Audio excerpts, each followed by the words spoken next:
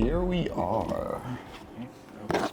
Folks, this is Martin Luther King Jr.'s A Letter from a Birmingham Jail. My dear fellow clergymen, while confined here in the Birmingham City Jail, I came across your recent statement calling my present activities unwise and untimely. Seldom do I pause to answer criticism of my work and ideas. If I sought to answer all the criticisms that cross my desk, my secretaries would have little time for anything other than such correspondence. Oh, I need to go get in the my course controller. of the day. Right back. Was it? And I would have no time for constructive work. But since I feel that you are men of genuine goodwill and that your criticisms are sincerely set forth, I want to try to answer your statement in what I hope will be patient and reasonable terms. I think I should indicate why I am here in Birmingham, since you have been influenced by the view which argues against outsiders coming in.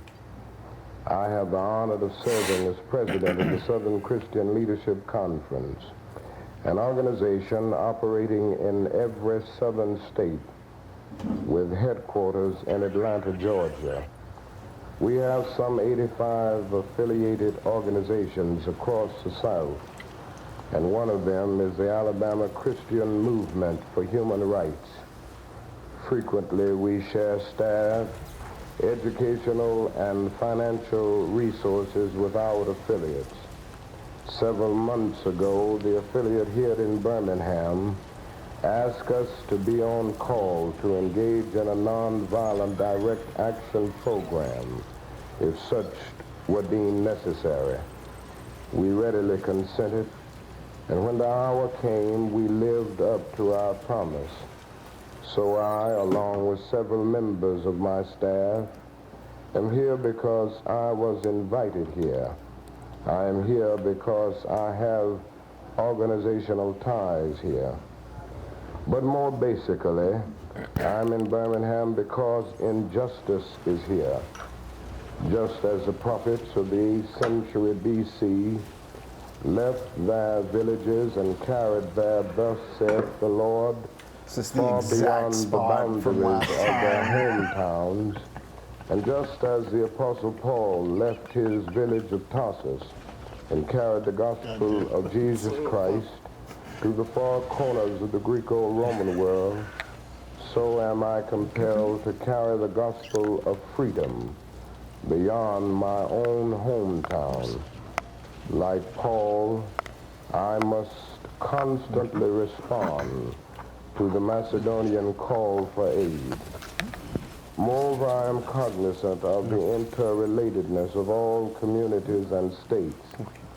I cannot sit idly by in Atlanta and not be concerned about what happens in Birmingham. Injustice anywhere is a threat to justice everywhere. We are caught in an inescapable network of mutuality, tied in a single garment of destiny. Whatever affects one directly affects all indirectly. You deplore the demonstrations taking place in Birmingham, but your statement, I am sorry to say, fails to express a similar concern for the conditions that brought about the demonstrations. I am sure that none of you would want to rest content with a superficial kind of social analysis that deals merely with effects and does not grapple with underlying causes. It is unfortunate that demonstrations taking place in Birmingham, but it is even more unfortunate that the city's white power structure left the Negro community with no alternative. In any nonviolent campaign, there are 4 basic steps. Collection of the facts to determine whether injustices When did that fuck with exist. your audio now? It's louder, but Negotiation, like in a good way. self-purification, I wasn't aware of what I was and missing. direct action. Yeah, I was like, I can We have barely gone hear what's through being all said. these steps in Birmingham, There can be no gainsaying the fact that racial injustice engulfs this community. Birmingham is probably the most thoroughly segregated city in the United States.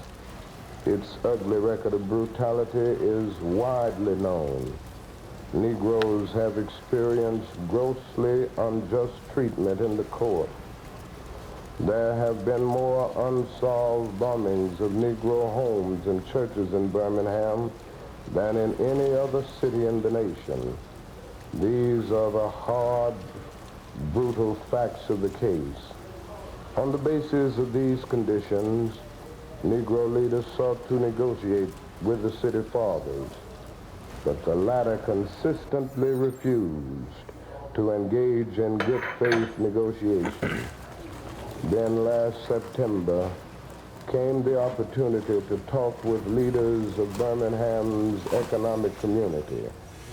In the course of the negotiations, certain promises were made by the merchants. For example, to remove the store's humiliating racial signs. On the basis of these promises, the Reverend Fred Shuttleworth and the leaders of the Alabama Christian Movement for Human Rights agreed to a moratorium on all demonstrations. As the weeks and months went by, we realized that we were the victims of a broken promise. A few signs briefly removed, I do want to catch a Pokemon, returned. actually. The others remained. As in so many past experiences, our hopes had been blasted, and the shadow of deep disappointment settled upon us. We had no alternative except to prepare for direct action, whereby we would present our bare bodies as a means of laying our case before the conscience of the local and the national community. Mindful of the difficulties involved, we decided to undertake a process of self-purification. We began a series of workshops on nonviolence, and we repeatedly asked ourselves, are you able to accept blows without retaliating? Are you able to endure the ordeal of jail? We decided to schedule our direct action program for the Easter season, realizing that except for Christmas, this is the main shopping period of the year. Knowing that his strong economic withdrawal program would be the byproduct of direct action, we felt that this would be the best time to bring pressure to bear on the merchants for the needed change. Damn right. Then it occurred to us that Birmingham's mayoral election was coming up in March, and we speedily decided to postpone action until after election day, when we discovered that the Commissioner of Public Safety, Eugene Bull Connor, had piled up enough votes to be in the runoff. We decided again to postpone action until the day after the runoff so that the demonstrations could not be used to cloud the issues. Like many others, we waited to see Mr. Connor defeated, and to this end we endured postponement after postponement. Having aided in this community need, we felt that our direct action program could be delayed no longer. You may well ask, why direct action? Why sit-ins, marches, and so forth? Isn't negotiation a better path? You're quite right in calling for negotiation. Indeed, this is the very purpose of direct action. Nonviolent direct action seeks to create such a crisis and foster such a tension that a community which has constantly refused to negotiate is forced to confront the issue. It seeks so to dramatize the issue that it can no longer be ignored. My citing the creation of tension as part of the work of the nonviolent resistor may I do think this is rather more shocking, necessary than waiting to vote but at this I moment. must confess that I am not afraid of the word tension. I don't think we're in like a opposed tenable or violent sustainable tension. situation. But that is a type of There needs to be non-violent tension addresses which made. is necessary for growth. Just as Socrates felt that it was necessary to create a tension in the mind so that individuals could rise from the bondage of myths and half-truths to the unfettered realm of creative analysis and objective appraisal. So must we see the need for non-violent gadflies to create the kind of tension in society that will help men rise from the dark depths of prejudice and racism to the majestic heights of understanding and brotherhood. The purpose of our direct action program is to create a situation so crisis-packed that it will inevitably open the door to negotiation. I therefore concur with you in your call for negotiation. Too long has our beloved Southland been bogged down in a tragic effort to live in monologue rather than dialogue. My friends, I must say to you that we have not made a single gain in civil rights without determined legal and nonviolent pressure. Lamentably, it is an historical fact that privileged groups seldom give up their privileges voluntarily. Individuals may see the moral light and voluntarily give up their unjust posture. But as Reinhold Niebuhr has reminded, I want to pause this for a moment just to bring up what he's saying here about, you know, voluntarily privileges are never like surrendered or rarely surrendered or rights. Because when you think about it, isn't the romance of the whole American historical mythology, not the reality, but the romance of the mythology hinges so much on like, we did things intelligently and non-violently, and through a regimented and bureaucratic process that we came to through a series of amended and ongoing, like, living document ideas about what our legal corpus is. Like, the whole American project is so radical or righteous, allegedly, in like the mythology of America, because it wasn't like, oh, we had to behead the king. No, we have amendments, we have a constitution, we have representation for our taxation, allegedly. Those are the ideals we romanticize when we talk about it, and yet, well, you see what's going on here. You know what I'm talking about. Let's let Dr. King speak more. Minded us. Groups tend to be more immoral than individuals. We know through painful experience that freedom is never voluntarily given by the oppressor. It must be demanded by the oppressed. Frankly, I have yet to engage in a direct action campaign allegedly all men are created equal. Timed in the view of those who have not suffered unduly from the disease of segregation. For years now, I have heard the word wait. It rings in the ear of every We're not Negro going to with get stuck on the same piercing rock this time. familiarity. This wait has almost always meant never. We must come to see with one of our distinguished jurists that justice too long delayed is justice denied. Yeah. We have waited for more than 340 years for our constitutional and God-given rights.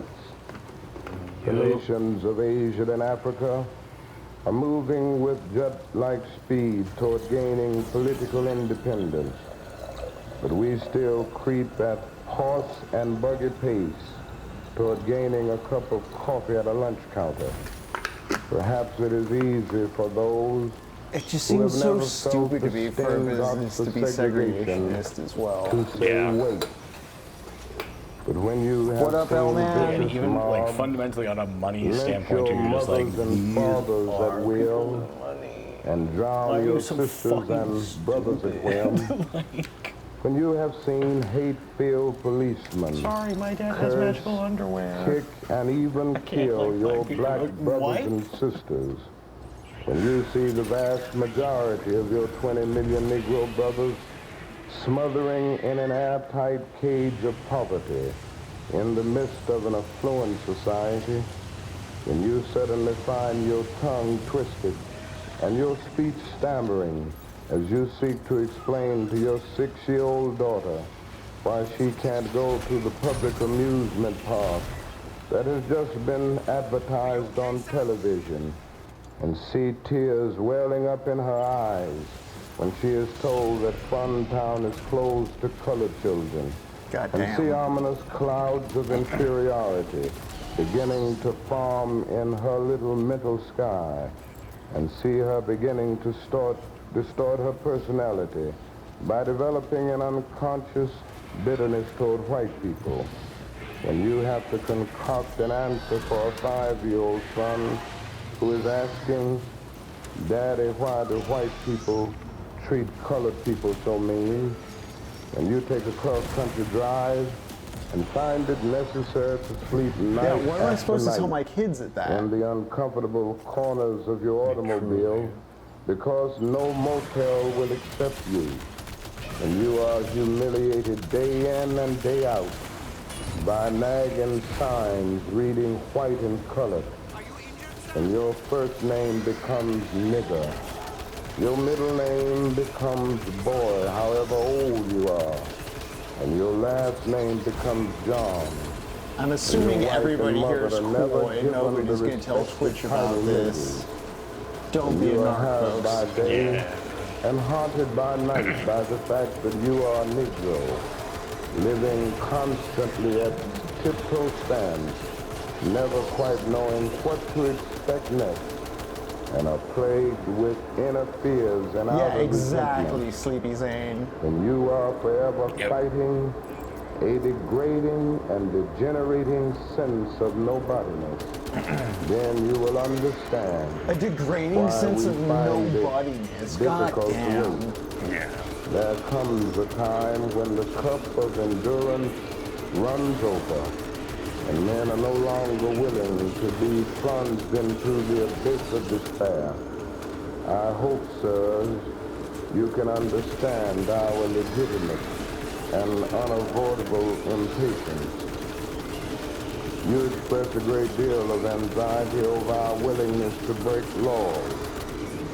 This is certainly a legitimate concern, since we so diligently urge people to obey the Supreme Court's decision of 1954 outlawing segregation in the public schools. At first glance, it may seem rather paradoxical for us consciously to break laws. One may well ask, how can you advocate breaking some laws and obeying others? The answer lies in the fact that there are two types of laws, just and unjust. I would be the first to advocate obeying just laws. One has not only a legal but a moral responsibility to obey just laws. Conversely, one has a moral responsibility to disobey unjust laws. I would agree with St. Augustine that an unjust law is no law at all. Now, what is the difference between the two? How does one determine whether the law is just or unjust? A just law is a man-made code that squares with the moral law or the law of God. An unjust law is a code that is out of harmony with the moral law. To put it in the terms of St. Thomas Aquinas, an unjust law is a human law that is not rooted in eternal and natural law. Any law that uplifts human personality is just. Any law that degrades human personality is unjust. All segregation statutes are unjust because segregation distorts the soul and damages the personality.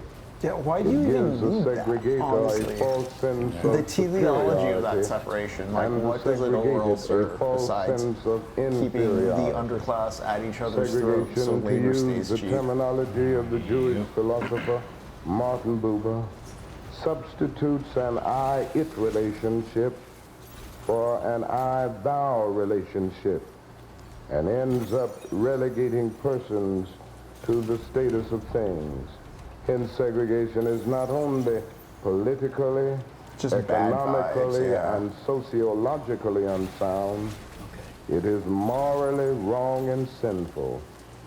Paul Tillich has said that sin is separation, is not segregation, an existential expression of man's tragic separation, his awful estrangement, his terrible sinfulness. Thus, it is that I can urge men to obey the 1954 decision of the Supreme Court, for it is morally right, and I can urge them to disobey segregation ordinances, for they are morally wrong. Let us consider the more concrete expression of just and unjust laws. An unjust law is a code that a numerical or power majority group compels a minority group to obey, but does not make binding on itself. This is difference made legal. But by the same token, a just law is a code that a majority compels a minority to follow, and that is, it is willing to follow itself. This is sameness made legal. Pokemon at them. Let me give another explanation. A law is unjust if it is inflicted on a minority that as a result of being denied the right to vote had no part in enacting or devising the law. Who can say that the legislature of Alabama, which set up that state's segregation laws, was democratically elected?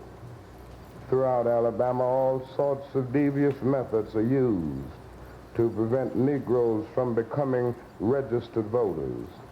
And there are some counties in which, even though Negroes constitute a majority of the population, not a single Negro is registered. Can any law enacted under such circumstances be considered democratically structured? Sometimes a law is just on its face and unjust in its application. I hope you are able to see the distinction I am trying to point out. In no sense do I advocate evading or defying the law, as would the rabid segregationists. That would lead to anarchy. One who breaks an unjust law must do so openly, lovingly, and with a willingness to accept the penalty. I submit that an individual who breaks a law that conscience tells him is unjust and who willingly accepts the penalty of imprisonment in order to arouse the conscience of the community over its injustice is in reality expressing the highest respect for law. Of course, that is nothing new about this kind of civil disobedience. It was evident sublimely in the refusal of Shadrach, Meshach, and Abednego to obey the laws of Nebuchadnezzar on the ground that a higher moral law was at stake. It was practiced superbly by the early Christians who were willing to face hungry lions and the excruciating pain of chopping. I don't want to pause this for too long, but Sleepy Zane, yeah, you are talking about he's describing Jesus. He's doing very good to describe both a historical lineage and a direct kind of like observable like phenomenon of like evil and bad and what is wrong. Yeah. And think about that in comparison to the way right-wingers just like, oh, ICE is getting the bad guys. You know, there's just bad guys. There's bad things just happen because there's just bad guys. Top Gun. Oh yeah, Top Gun. Enemy. There's Top the Gun. enemy. Oh boy. Oh no, not the enemy. There's nothing wrong with us. It's all about them. Yeah, the bad guy. The bad guys. You know, the ones who did the bad stuff that we don't like. Also, I'm loving this Pokemon mechanic. I kind of wish I hadn't done it during this Birmingham jail bit because I do like this like kaiju music that's playing in the score. When I summon the Octopoid, there's like a bit of a traditional like Showa era kind of kaiju Ikefube score going on that I find very interesting. But let's continue on the letter. In blocks, rather than submit to certain unjust laws of the Roman Empire. To a degree, academic freedom is a reality today because Socrates practiced civil disobedience. In our own nation, the Boston Tea Party represented a massive act of civil disobedience. No, that was legal. We should never forget that everything Adolf Hitler did in Germany was legal. Yep. And everything the Hungarian freedom fighters did in Hungary was illegal. It was illegal to aid and comfort a Jew in Hitler's Germany. Even so, I am sure that had I lived in Germany at the time, I would have aided and comforted my Jewish brothers. If today I lived in a communist country where certain principles dear to the Christian faith are suppressed, I would openly advocate disobeying that country's anti-religious laws. I must make two honest confessions to you, my Christian and Jewish brothers. First, I must confess that over the past few years I have been gravely disappointed with the white moderate. I have almost reached the regrettable conclusion that the Negro's great stumbling block in his stride toward freedom is not the white citizens' counselor or the Ku Klux Klaner, but the white moderate who is more devoted to order than to justice, who prefers a negative peace, which is the absence of tension. Yeah, man, Walgreens has insurance money. I don't give a fuck if they're getting burned which down. is the presence of justice. I fucking Who pay for that constantly insurance says, too. I agree with you on the goal you seek, but I cannot agree with your methods of direct action. Who paternalistically Small dick believes Clannergy. he can set the My timetable people for were another enslaved man's too. freedom. Yeah, they also got fast tracked lives to by a being cops to the point where it's a mythical concept of fucking time, stereotype. and Like, who how do you sell out constantly that hard advises the generationally? Negro to wait for a more You know what? convenient You season. fucking cup the balls and struck the Shall shaft. You move up and see understanding some from people places. of goodwill is more frustrating than absolute misunderstanding from people of ill will. Lukewarm acceptance is much more bewildering than outright rejection. I had hoped that the white moderate would understand that law and order exists for the purpose of establishing justice, and that when they fail in this purpose, they become the dangerously structured dams that block the flow to social progress.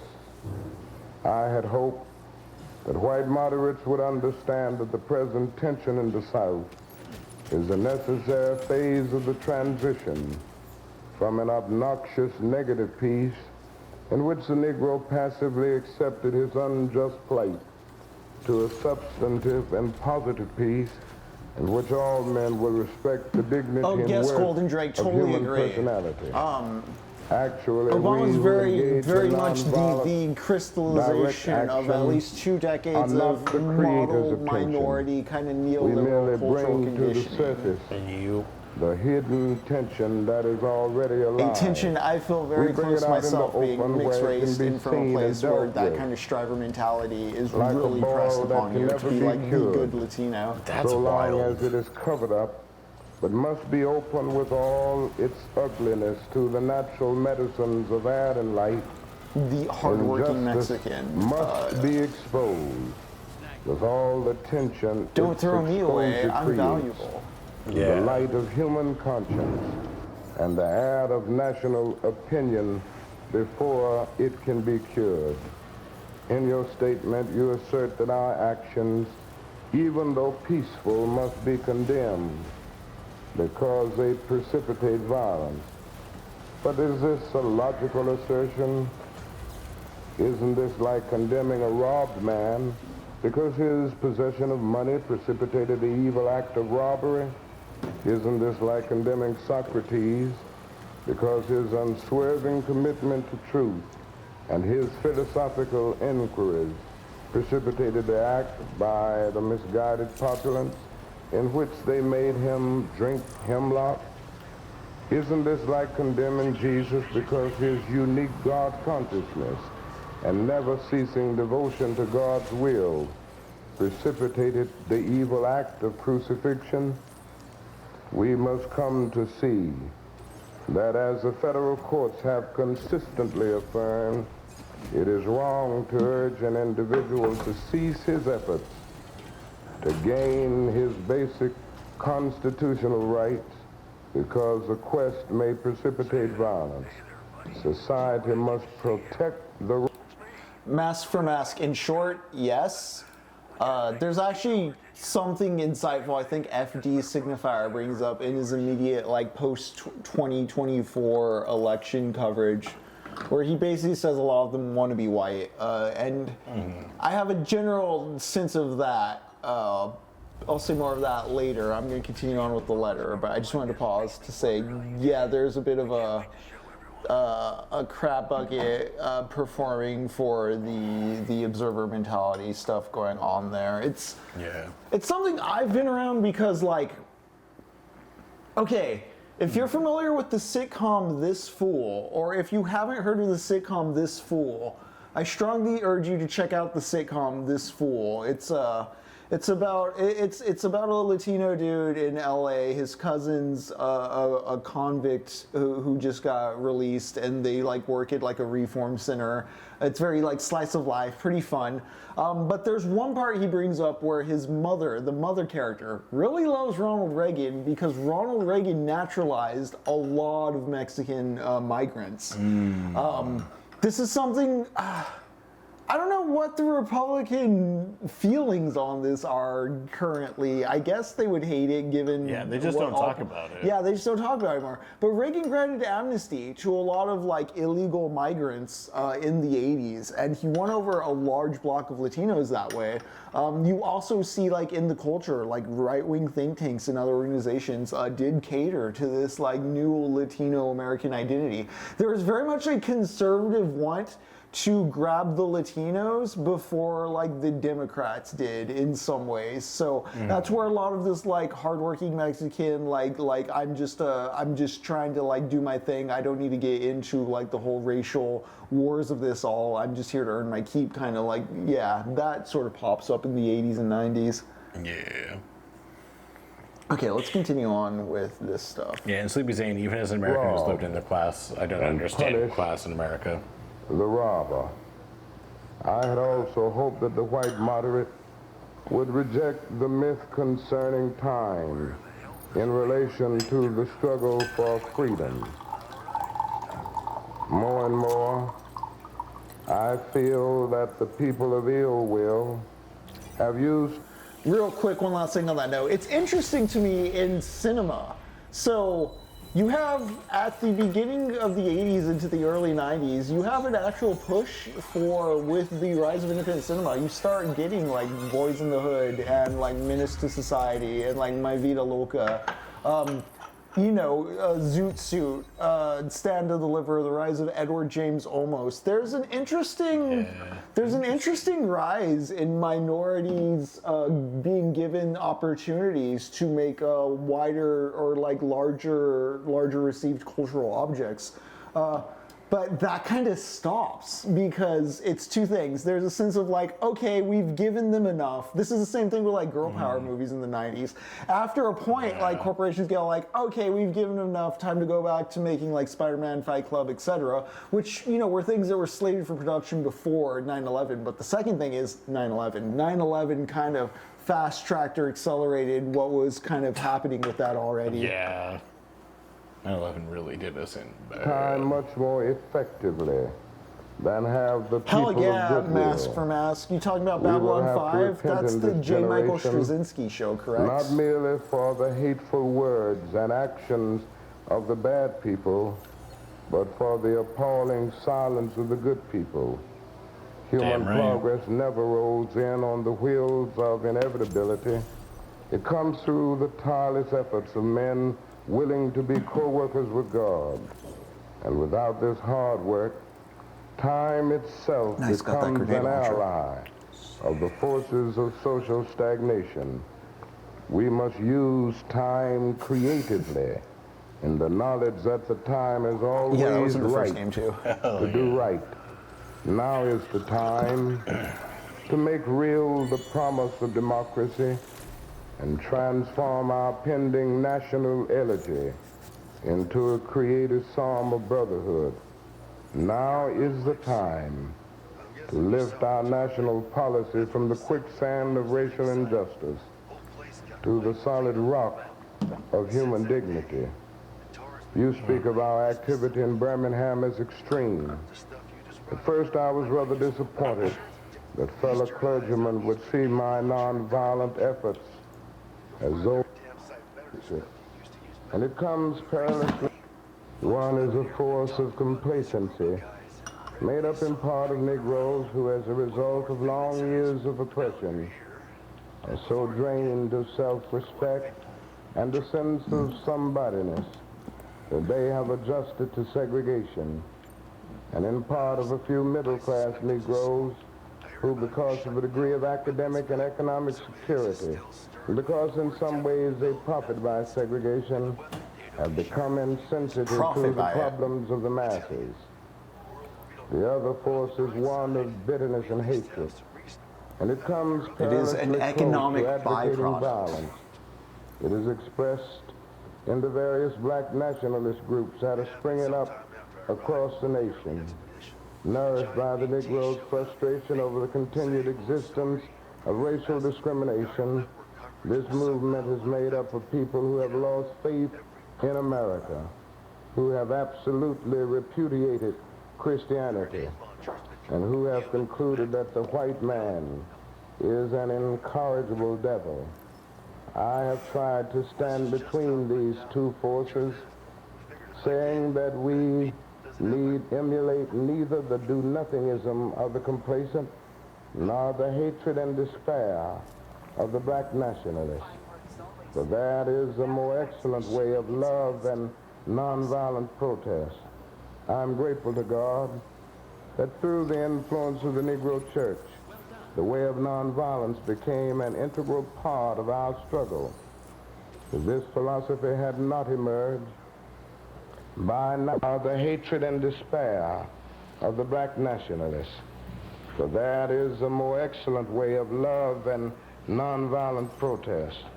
I am grateful to God that through the influence of the Negro Church, the way of nonviolence became an integral part of our struggle.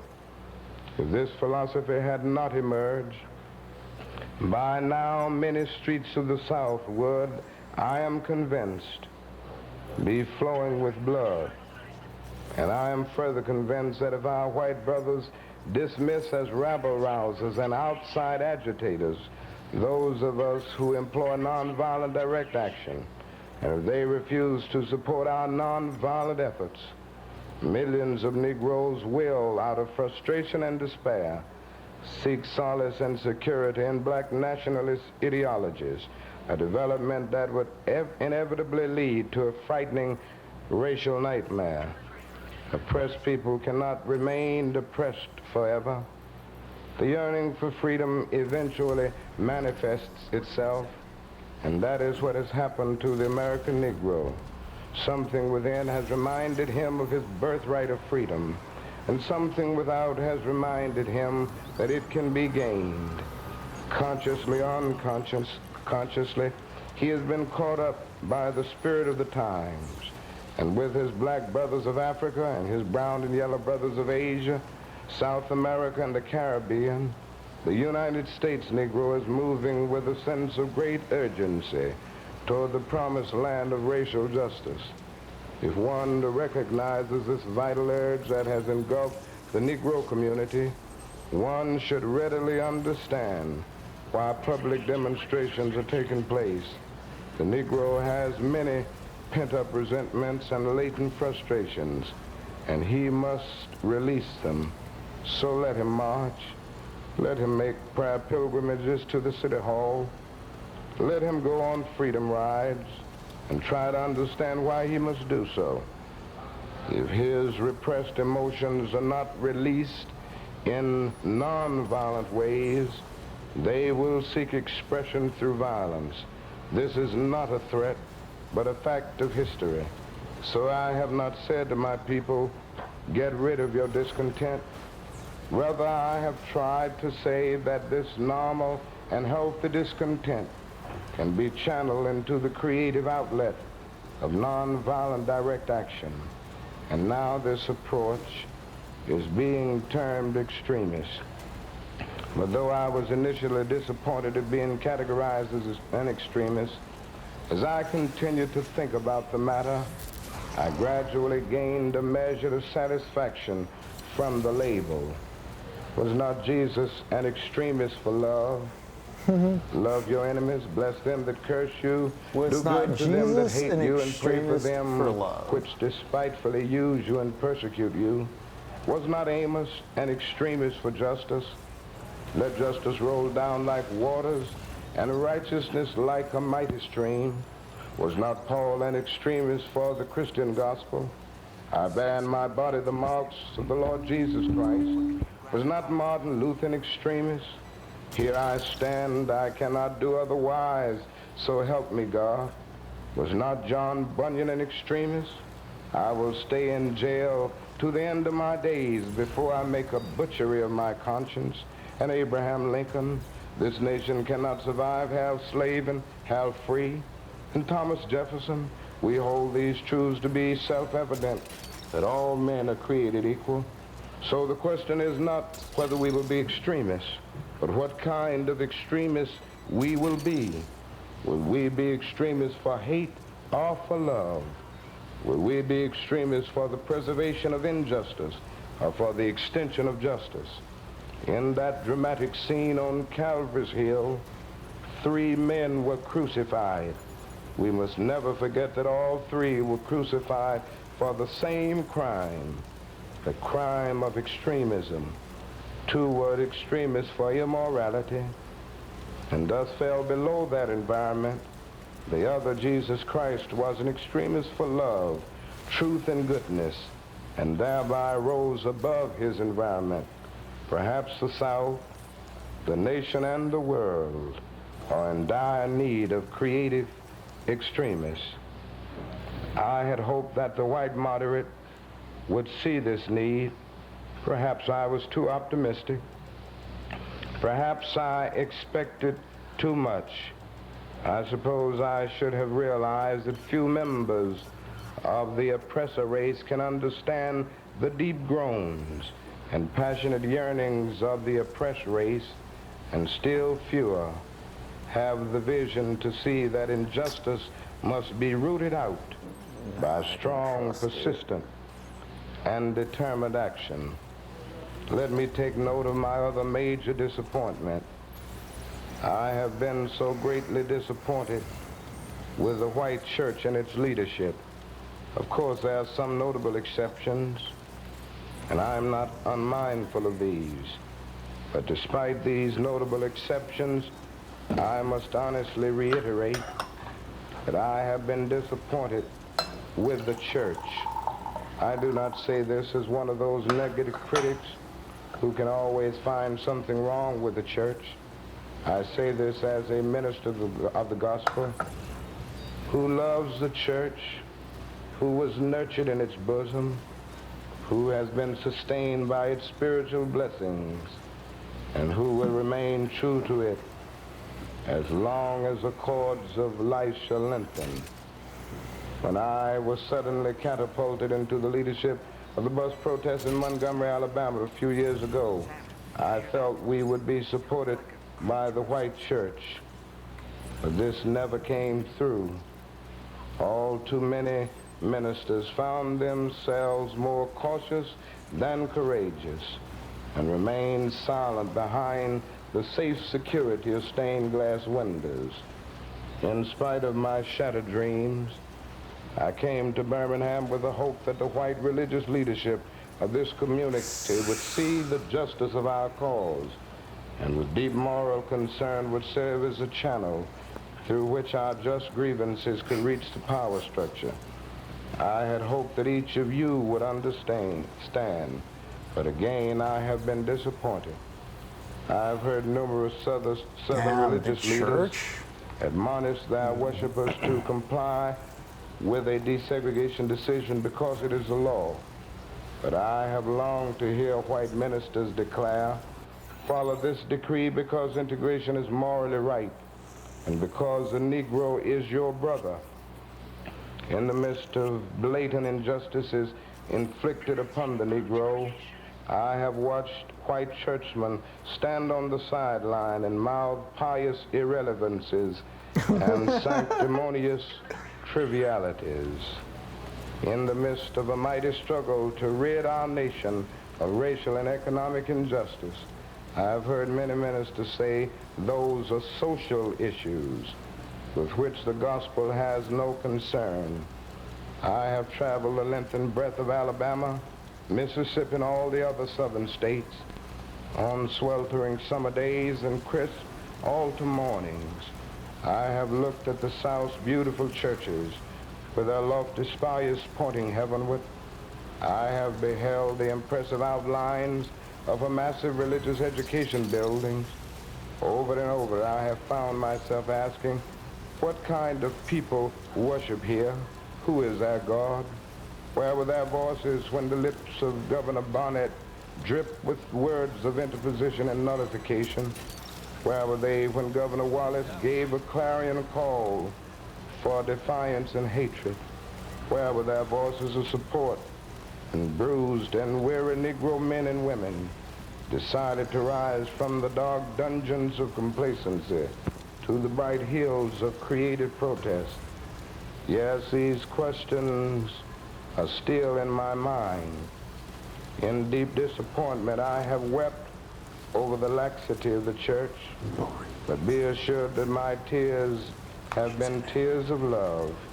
There can be no disappointment where there is not deep love. Yes, I love the church. How could I do otherwise? I am in the rather unique position of being the son, the grandson, and the great-grandson of preachers. Yes, I see the church as the body of Christ, but oh, how we have blemished and scarred that body through social neglect and through fear of being nonconformists. There was a time when the church was very powerful, and a time when the early Christians rejoiced at being deemed worthy to suffer for what they believe.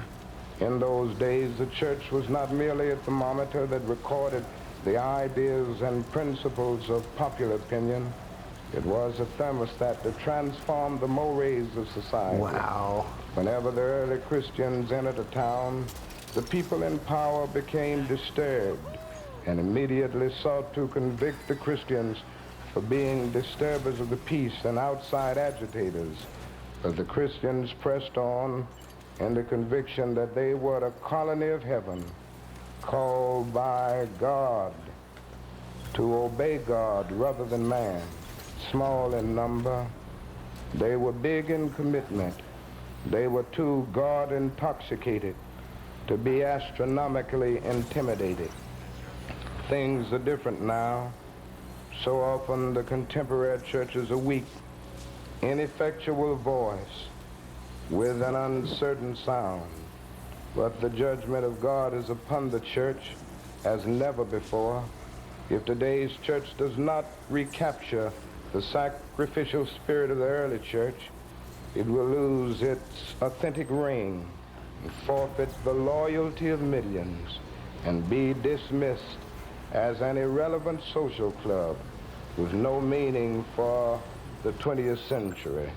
Perhaps This is making me think of a declining participation in church by Americans, not just as an effect of like, oh, secular culture on TV, but like, what about people who lost faith in their church as they saw decades of bad shit happening that their church chose to just kind of dilly-dally about and not touch or talk about? Like, if they feel there's no actual sense of community or like human care there, why go? You got to do something. You got to give back. You got to have once again parties. been too optimistic. Is organized religion too inextricably bound to the status quo to save our nation and world? Perhaps I must turn my faith to the inner spiritual church, the church within the church, as a true ecclesia and the hope of the world. But again, I am thankful to God that some noble souls from the ranks of organized religion have broken loose from the paralyzing chains of conformity and joined us as active partners in the struggle for freedom. Yeah, Mask, I think of, I remember my cousin, he had a real crisis when Trump got elected in 2016 because he had to find a new church. On torturous rides for freedom. Yeah. That's wild. Yes, they have gone to jail with us. Some have been dismissed from that because churches, they liked have Trump or lost they the didn't support like Trump. of that Because they liked bishops and Trump and he was like, I'm parliamentarians. out. They have did like, acted I in the can't faith be that here. right This dude's defeated my dude. is stronger than evil triumphant. And their Guys, I came here witness because has we been say the fuck the spiritual police. soul Like, what? that has preserved the true meaning of the I give my money gospel to the church, in not the these poor. troubled times. They have carved a tunnel of hope through the dark that is tough. mountain Yeah. of despair. I hope the church as a whole will meet the challenge of this decisive hour. But even if the church does not come to the aid of justice, I have no despair about the future. I have no fear about the outcome of our struggle in Birmingham, even if our motives are at present misunderstood. We will reach the goal of freedom in Birmingham and all over the nation. Jacob, Because the goal of America is freedom. Yeah, nice. We're getting some Abused prog. and scorned though we may be, our destiny is It's more of this tied big up lake. with America's destiny. Oh, yeah. Before the pilgrims landed at Plymouth, we were here. Before you the have pen AOL. of Jefferson etched the majestic words Or of you're the a Trinity Declaration of Independence across the You know where pages you of kids are. history, we were here. For more than 2 centuries, our forebears labored in this country without wages. Yep. They made cotton king. They built the homes of their masters while suffering gross injustice and shameful humiliation. And yet out of a bottomless vitality, they continue to thrive and develop. If the inexpressible cruelties of slavery could not stop us, Something that's always wild to me is Loving versus Virginia, the Supreme Court ruling that said interracial marriages are legal and fine. Because we need that. 1958, like that's the year my parents were born. Right? My Yeah. parents, if dad not was for that 6. case, like my parents couldn't marry, and like it was the year they were born that law passed. That's wild. That's so fucking wild to me. Yeah. like, Jesus wow. Christ. My dad's the older than that opposition too, but like we not now much. face will surely fail. Damn, dude. We will win No, we our were allowed during freedom gay marriage, so that's because like the sacred heritage insane of our too. nation Yeah, that's and something the insane to think eternal about too, will because of remember the Obama Almighty and Clinton God were both against it. are embodied Yeah. in our echoing demands. Never before have I written so long a letter. I'm afraid it is much too long to take your precious time. I can assure you that it would have been much shorter if I had been writing from a comfortable desk. But what else can one do when he Right, is alone Mask. in a narrow jail Fuck. cell, other than write Good thing long is, letters, the mountains are tall, the think emperor's long far. thoughts, and pray right. long prayers? If I have said anything in this letter that overstates the truth and indicates an unreasonable Dude, they're just impatience, destroying everything I that was beg you to possibly forgive good. me. It made this If I've said place worth anything living. So the that same way the ghost hunter had a understates the ghost truth hunting mission, and this dude seems indicates to have my some kind having of a fishing patience mission. I'm gonna that keep doing allows me his to stuff. settle for anything less than brotherhood, I beg God to forgive me. I hope this letter finds you strong in the faith. I also hope that circumstances will soon make it possible for me to meet each of you, not as an integrationist or as a civil rights leader, but as a fellow clergyman and a Christian brother. Let us all hope that the dark clouds of racial prejudice will soon pass away and the deep fog of misunderstanding will be lifted from our fear-drenched communities, and in some not too distant tomorrow, the radiant stars of love and brotherhood will shine over our great nation with all their scintillating beauty. Yours for the cause of peace and brotherhood, Martin Luther King, Jr. Surrender for arrest, and we felt that some things needed to be said to the press. And since it is our understanding that the Birmingham police officials will be on the plane with us and we'll be arrested before we get on the ground, we felt that we should have the press conference here. This is the Reverend Wyatt T. Walker, who is pastor of the Canaan Baptist Church of New York City and an aide to Governor Rockefeller. He was the executive director of the Southern Christian Leadership Conference at the time of our arrest in Alabama in 1963 for violating what we considered an unjust and illegal injunction. The Reverend Ralph Abernathy is the other person who will be going in. He has been for many years my closest associate in this struggle. We shared many jails together, so this is not a new experience for us. He is the vice president and treasurer of the Southern Christian Leadership Conference.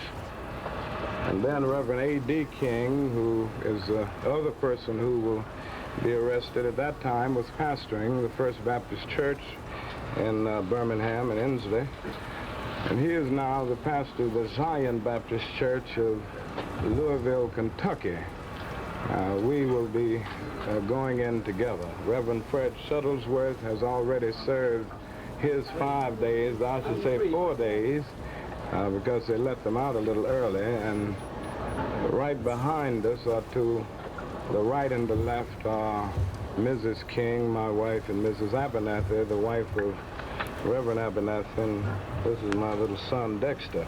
I'm going to read a brief statement, and then you may feel free to ask me or any of the others whatever questions you may have. I'm laboring with a very bad cold, so if my voice gives out a little, you'll understand that. It is with mixed emotions that I return to Birmingham to serve this 5-day sentence for insisting upon our right to peacefully protest the brutal and unconstitutional treatment of Negroes in that city. I am happy to serve this 5-day sentence, as I have been happy to enter the jails for the freedom of my people on many occasions.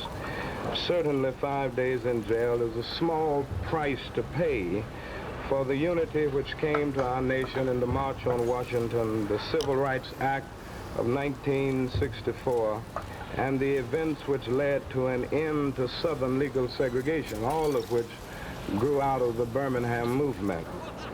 But I'm sad that the Supreme Court of our land, in a 5-4 decision, could not uphold the rights of individual citizens in the face of deliberate use of the courts of the state of Alabama as a means of oppression.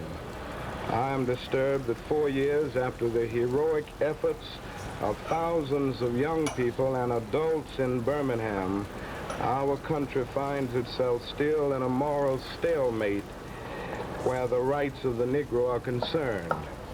I am appalled that the great resources of our nation are being used in a military intervention 12,000 miles away rather than in the heart of our cities. Agree, Captain Clouzot. I reach the borders of despair when I see our Congress turning a deaf ear to our nation's poor and playing politics with the war on poverty. Perhaps these 5 days will afford all of us an opportunity for a more intense and serious evaluation of our situation. For all the signs of our time indicate that this is a dark hour in the life of America. Our jailing is but symptomatic of the ominous clouds which overshadow our national destiny. I pray that God may grant us new wisdom and courage to act upon the wisdom which we already possess. There's a longer statement that you have which gives a little more of the factual background, and I will not bother to read that. Yes, sir. Demonstrations have been promised during the time of your confinement. Do you think such demonstrations are warranted, and will you encourage the demonstrations in Birmingham? Well, I don't have absolute control of this situation, but I have discouraged any kind of massive demonstrations. Understandably, there are those who feel that something massive should be done because we all suffered in that movement together. And it is our feeling that if the leaders are sent to jail, everybody else ought to go and serve the time also. But even in spite of this, I have discouraged massive demonstrations. There may be vigils in order to make a witness and to express support. But as far as massive demonstrations, I have discouraged this. I can't promise that they won't take place because I'll be in jail, but I haven't encouraged it. What do you plan to do during the 5-day period, Dr. King? How do you plan to pass time, and will you do any writing? Well, I'm not sure about that. Writing for me always grows out of an inner feeling of a need to do it. And if I'm in the spirit to write, I will certainly do that. The last time I was in Birmingham, I wrote a letter from the Birmingham jail, which was pretty widely publicized, over 1 million copies. And it may be that I find myself writing another letter from the jail. The other thing is that I'm way behind in my reading, and I hope the officials will not deprive me of the opportunity of reading some of the books that I'm carrying along. So I would say mainly I will be reflecting, meditating, reading, and probably writing a little bit. To whom are you likely to write a letter? And that's where it ends for tonight. That was Dr. Martin Luther King Jr.'s letter from a Birmingham jail being read with some kind of interview commentary at the end there. Yeah. Captain Clouzot, you said you think Americans understand class dynamics, but only in regards to themselves, and that's why it's always, why are these people getting help and not me? Even if they do get benefits, it gives other people shit for getting it. It's a mix of program thinking and just human nature. The just human nature part, I think there's a lot of work that goes into making us think like this is the natural order and way of things. Yeah. But all that aside, we're going to be wrapping up tonight, and I just want to say one more thing. If we're all becoming renters, if we're all going down this path of like, you're not going to own everything, everything's a subscription service, everything's a rental, everything's temporary, it's good for you because then you don't have to worry about holding on to things. You don't need a lot of storage space. You don't need to worry about licensing and all that. Just rent. If they want us to like own nothing and just the only thing we accrue is debt, what do we have to lose, really? I mean, you know, the moderates MLK was talking about back in the day, they were being given houses and homes, and so, material wealth and some sort of optimism in the American project. And so, let's say you're not an altruistic person. Let's say you don't believe in any of the kumbaya humanity stuff. Maybe you think it's all hippie nonsense bullshit. In your pure zero-sum market brain, just like the current system's shafting you, is it not? Is it not something where, I mean, under the current regime, you own nothing but debt? What is worth holding on to in this current ecosystem is just something I wonder, something I ask. Yeah, you don't need to create, just consume. If the only thing you're fed is stuff you just do nothing but hate watch and complain and bitch about.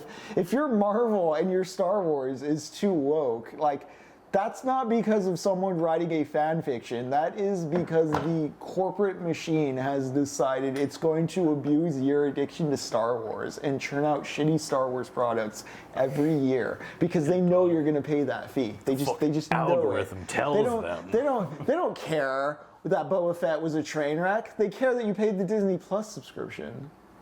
Anyways, No, they love me. Disney loves me. y'all have a good night. Y'all take care. This is Technopoverty. I haven't mentioned it, but on the Discord next week, this Sunday, we're either going to watch The Postman or Ghost in the Shell. I have not decided yet. Wild choice. Yeah, wild choices. What a coin. But y'all have a good night. Take care. Love each other. If you can contribute materially or just voluntarily to your local mutual aid projects, any kind of immigrant legal defense fund or general legal defense fund, any kind of bail bond, any kind of food distribution group, I really do hate to say you have to search out and do your research locally, but I don't think there's a federal way to do this. I think this is a ground up thing, and this came up on the Discord earlier today. I just shout out here at the end of the episode. Anand Giridharadas. He wrote a book called Winners Take All about the nonprofit industrial complex and how just the nonprofit system in the market, sadly, it's not going to save us. We do need to rethink and reconstitute what our national system of governance is and what it can do for us as people. The NFL is a nonprofit. Yeah. Just remember that. Wait, what? The NFL is a nonprofit organization. Yeah. Just know that. Football, famously, the people that donate all the money to the football people. And football players come out the best. All right. Y'all take care. Lux will be with us tomorrow, I believe. If not, we'll probably still be playing Death Stranding. Yeah. It's been very volatile and hectic, but we'll see you soon. Y'all take care. Stay safe out there. Night, Techno Hotties. Good night, Techno Hotties. Forward kisses.